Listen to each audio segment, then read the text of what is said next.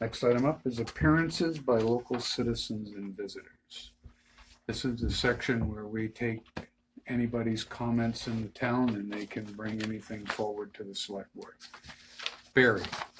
Yes, I am afraid I have to bring up a sensitive issue, but it's got to be done.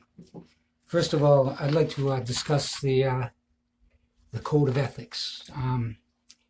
I feel, you all know that you got a year and a half to do the code of ethics, and I fear that what will happen with the code of ethics, Denise will probably get a copy of a sample, and it will go before the board, and they'll say, yeah, we put it in there. And it pretty much won't mean anything. You know what I mean? And I think it's a very important document that has to be done. And I'd like to start it today. I would like to do it with your cooperation. But if I don't get your cooperation, I can still do it inside of the First Amendment rights. That would be the right of free speech, the right to the right for the press, which would be my website, and the right for assembly, which would be the people's meetings. So some of the things I've been studying, and some of the things that what the government wants to do is they don't want you to oversee yourself. They want it's a third party to oversee whatever comes up on the code of ethics. They kind of they don't feel that it'll be fair to judge yourself. I mean, it makes sense, right? And so I don't know how that would work. I've seen committees, and I'm not too fond of committees, especially the water committee, which I'm going to talk about in a minute. But for now, I'd like to say initiate that the people will do it. Just people, just anybody who is a citizen in this town can oversee and oversee the code of ethics. Now, the code of ethics, what I'm going to do is, now I cannot make it official, of course, but the most important thing and what I can do is to make people aware of these problems and what should be codes of ethics. And, we like to think that your conscience will guide you in a code of ethics, of course, right? We don't want to go into threats of legal and this and that. We want to avoid that. So we have to be able to openly communicate on some sensitive issues of some of the things that are wrong with this body. There are things that are wrong, I feel, and it's in the Constitution to strive to have a more perfect union, and to always make it better.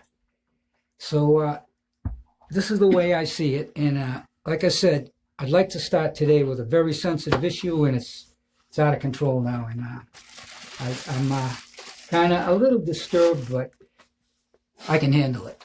So, when I first came here 2 years ago and $2,400 ago, the first, we started, we were bickering over the water and everything. And, one of the times it was getting heated up. And one of the times I went out on the way out, and someone came up to me and said, "You better watch out. You're going to get arrested." I said, "Arrested?" He's in fear. I goes, this is my first meeting, and I'm wondering why he's afraid, arrested. I mean, that's like out there, you know what I mean? It's unbelievable. But, I've been here for 2 years, and, I've had my share of threats, intimidation, coercion. I've had it because I speak my mind and I come to the meetings. So, okay, I can handle a little harassment and a little bit of intimidation, but intimidation in this board is accepted. We know this. It's just one of the things that happens, and I think you people are so adjusted to it that that you don't even realize the damage it really does. You know what I mean? For instance, now I've had some intimidation problems, and I can handle them. But recently, and I think this is due to a scapegoating effort that has been happening, especially in the water committee, against me. They've been talking me down.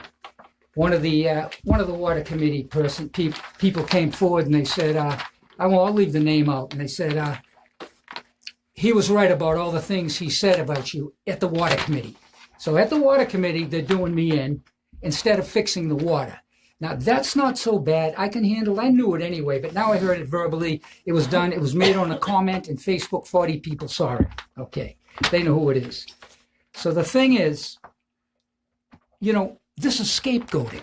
Scapegoating is like a disease. It's terrible. It's like when people encourage other people to not like somebody. Scapegoating is the essence of the most terrible things in the world. War, genocide. It starts out slowly. Hey, you don't like this one. Now, I can deal with that, but just recently, the intimidation escalated into felony crime. Okay? That's nice. Somebody is trying to do me in. And they're threatening with, with violence now. A mild threat of violence. So, I'm not going to get into what it was because I don't want to give the person who did it the power. So I'm saying tonight, I want to start out. Listen to this. By Robert Welsher. This is a blog at a city type thing. City blog. The worst offenses in local government ethics do not involve money. The worst offenses in local government ethics involve intimidation, which causes people to lose their peace of mind, their reputations, and the feeling that they may participate in their local government. The worst offenses also include intimidation of citizens, mistreatment at government meetings. We've seen that. Harassment outside of the meetings. I've seen that. The spreading of false rumors about citizens. The water committee talking me down. And worst of all, enlisting others into attempts to change citizens' behavior. That would be Felker. Anyway, I'm not going to make an issue. I want this board to understand intimidation is unacceptable and to have a mindfulness to not do it. That's what I want. And I'm going to, so that is going to be the first, this is going to be my first code of ethics, and I'm going to put it on. And, I don't want to, I just want everyone in this board, that will be the first one, to just be mindful of it. Not intimidate people. No one shows up at these meetings. Now, when I collected those signatures, I heard all the stories. They all thought I was all, they were giving me all the gripes and everything. And one of the things they said, they don't like going to the meetings. You can't get anything done. Nobody lets you talk. There's intimidation. This is, this whole thing that the Secretary of State is working at is to restore faith in government. So I think something's got to be done. It's got to be more user-friendly, nicer to the people, skip the intimidation, cut it out totally. Now, see, the thing is, with Steve, and for instance, you're comfortable here. You know what I mean? You're comfortable, you act the way you do. But someone comes in here, they're sensitive, they're intimidated just coming in here. So if you growl, give them a filthy look, or anybody else, they take it so, it hurts them. They don't know how to handle it. I mean, I've been under the intimidation thing, and I stand up to it, but it's still, I feel it. You know what I mean? I think. Can I ask you, what is a felony? I know what a felony is. I worked in criminal law. Threatening somebody with physical harm. Is that not a felony? Who did that? I told you, I don't want to get, you know what happened. I don't want to go into it. You mean that? Yeah. I don't want to go into it because whoever did it will give them more power. I don't think And they'll think, they got over on me. I'd rather just leave it out of the conversation. But, in order to stop that, the scapegoating at the water committee, scapegoating doesn't go away. It's kind of a permanent damage that doesn't go away. People start hating, they hate. And, they're encouraged to it. And so that's not going to go away, unfortunately. So the only thing we can possibly do is turn it around.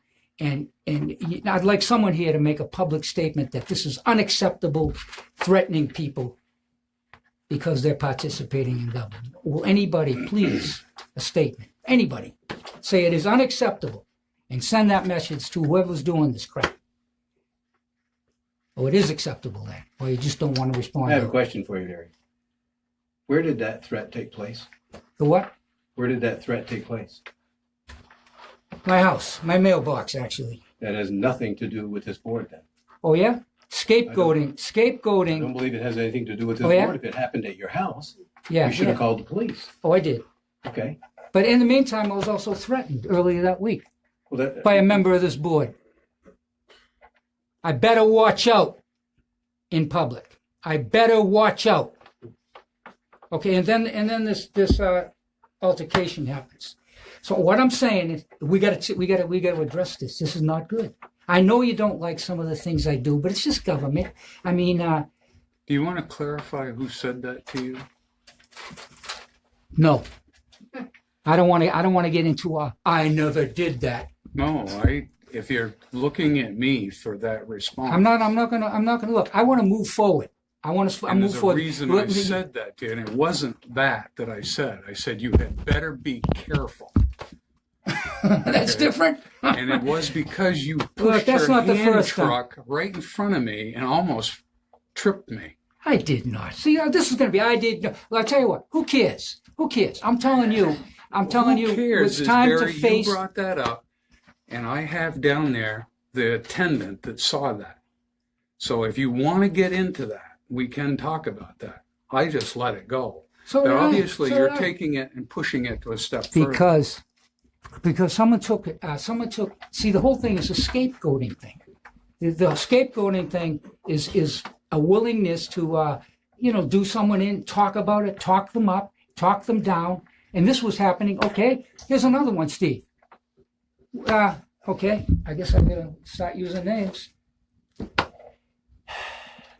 I don't want to do this. I'd rather move forward because it's just going to get into a Then move denial. I want to put down. I want a code of ethics that there's a mindfulness that And we have intimidation will not be used. And we A have mindfulness. started on that. And it's not a code of ethics. It's a conflict of interest policy that the state wants every town to adopt. Oh, no.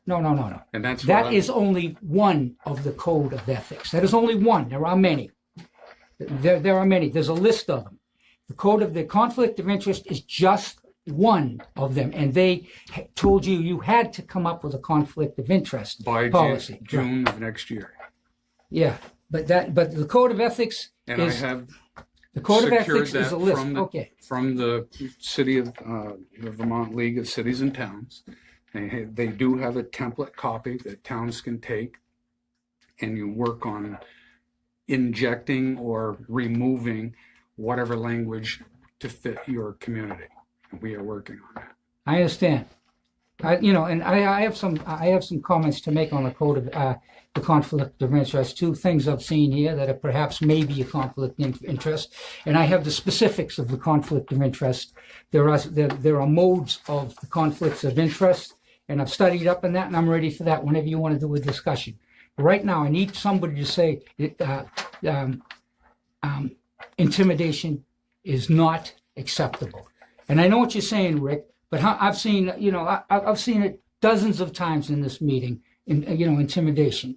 Now, intimidation is different than arguing and screaming at each other over a point. Intimidation is another thing altogether. Arguing, screaming over a point is acceptable in government. That's how our government was created. But when you start going into the intimidation, and it's accepted here. It's accepted. And there's not even an awareness because it's been going on so long. And people are afraid. They feel uncomfortable. And that is one of the reasons, it's all about the Bill of Rights and the First Amendment. The First Amendment rights have been violated against me many times. You don't want me to talk.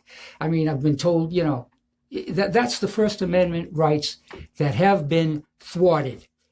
It's according to President Obama, the First Amendment rights. What they do is it's designed to diffuse power, check fractions, balance interests, and prevent tyranny by either the few or the many. Which means the people have to be in control of part of the government. But here, the people have no control, little say, to do anything, and that's got to stop. And intimidation is happening here. I don't know if you deny it. I mean, all I'm asking is to be a mindfulness of it and say, I want to hear somebody say intimidation is unacceptable and we don't want that in our body.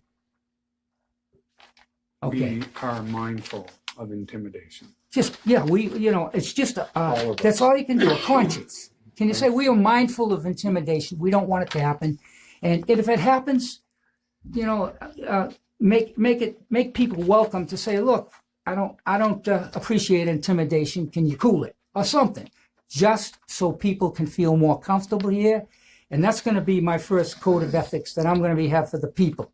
The people are going to be monitoring this. The first thing is they got to be aware what the hell's going on. I feel as though a lot of people in town don't know. I know this from ignorance myself as well. 2 years ago, I didn't know nothing about anything, how a government, how a small municipal is run. Now I'm learning. I've learned some things, and I actually study up, for my own understanding, because I don't know the difference from right or wrong either. Half the time I have to look it up. Is this right? Is this wrong? What we're doing here? What are they doing? I mean, we don't want to. I don't want to get into this. I don't want to get into a conflict. I don't want to do that. I want to use my right as a citizen and Constitution to make things a little better. And now, the Secretary of State is saying, hey, he wants to restore faith in government. One of the things they're going to do is they want all the small municipalities to look at themselves and do a code of ethics and flush out the things that are not good and put it in writing and be mindful of it. That's what they want to do. You know what I'm saying? So I want to do that, and the only way, we've got to be able to discuss things, even if it's sensitive, and work it out and see whether it's good or bad, and just keep it going. I want to, I'm going to, every month, I want to come in and bring another code of ethics issue up. And I can't, it can't be, it's not going to be official because it isn't voted on by you guys, but it can be an awareness for the public of what is right and wrong, and what we should think about to make a better government. And I know, right, the conflict of interest is mandatory, and that was mandatory for your loan. But it turns out that is part of the code of ethics, coincidentally. So I'm going to leave it at that, and if you would be mindful of the intimidation and that's unacceptable, and scapegoating, talking about somebody at a meeting for water and bringing up a subject to somebody you don't like personally, no good.